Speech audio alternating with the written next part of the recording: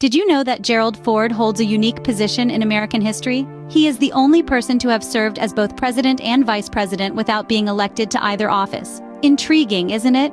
Start this journey with his birth on July 14, 1913, in Omaha, Nebraska.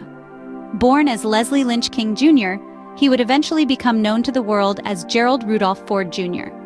However, his early years were spent in Grand Rapids, Michigan, where he was raised. Ford's journey to the White House began with his education. He attended the University of Michigan, where he played for the school's football team, before moving on to Yale Law School. His service to the country began in the U.S. Naval Reserve, where he served from 1942 to 1946. His political career took off in 1949 when he became the U.S. representative from Michigan's 5th Congressional District. He served in this capacity for nearly 25 years, the final 9 of them as the House Minority Leader. In December 1973, 2 months after Spiro Agnew's resignation, Ford became the first person appointed to the vice presidency under the terms of the 25th Amendment. Fast forward to August 1974, following the resignation of President Nixon, Ford assumed the presidency, stepping into a role he hadn't been elected to fill.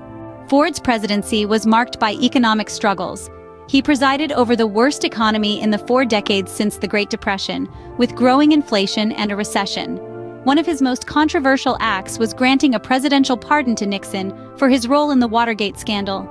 In foreign policy, Ford signed the Helsinki Accords, marking a move towards détente in the Cold War.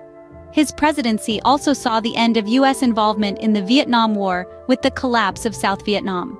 Ford's presidency ended in 1976 when he narrowly lost the presidential election to Democratic challenger Jimmy Carter.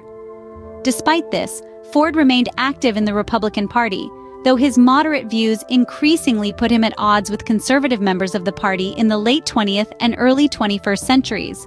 After his presidency, Ford developed a close friendship with Carter, setting aside their past rivalry. However, after experiencing a series of health problems, he died in Rancho Mirage, California, in 2006.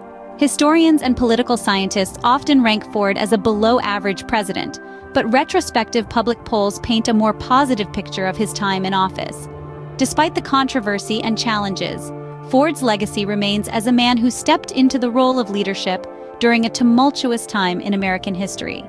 His unique position in American politics serves as a reminder of the unexpected turns history can take.